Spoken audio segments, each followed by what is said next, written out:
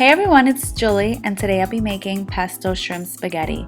Not only was it delicious, it was super easy to make. So let's hurry and get started.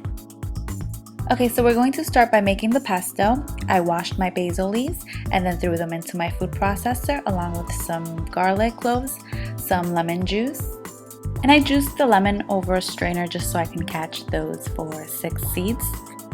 I toasted these pine nuts on high heat for about a minute before adding them to my food processor. Then I threw in some Parmesan cheese, I closed the lid, and as I mixed everything on high speed, I added my olive oil through the feed tube. I placed the pesto into a bowl. We're going to season this with some salt and pepper. If you want to add some extra Parmesan cheese, you can do so right now. And you can even double or triple this recipe, then place it into a jar, leave it in your fridge, and you have some pesto for later in the week. So in my pan, I added some butter, some olive oil, and I give that a head start. Just spread it around like that. And just in case you're wondering, Julie, how did your nails turn red? They were a different color just a couple seconds ago. Yes, the pesto, I made it the other day.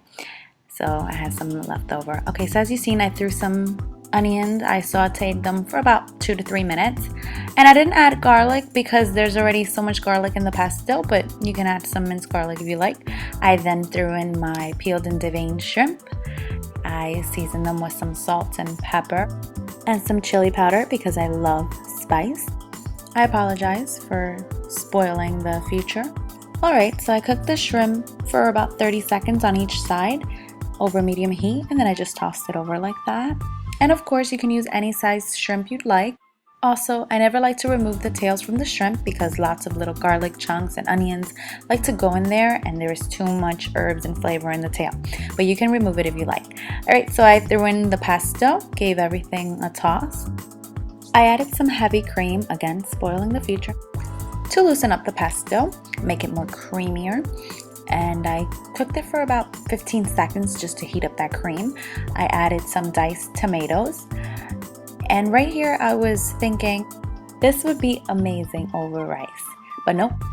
I stuck to the plan, threw in my spaghetti, and I tossed everything together. And this was so delicious. I really hope you guys give this a try. I threw some Parmesan cheese on top. And now I know some people say that seafood and cheese don't mix. I'm the girl that loves lobster mac and cheese. I also love tuna melts. You get the point. So I do the seafood and cheese thing. Yes, I do.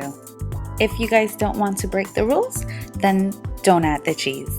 Alright, I hope you guys enjoyed this video and thank you guys so much for watching.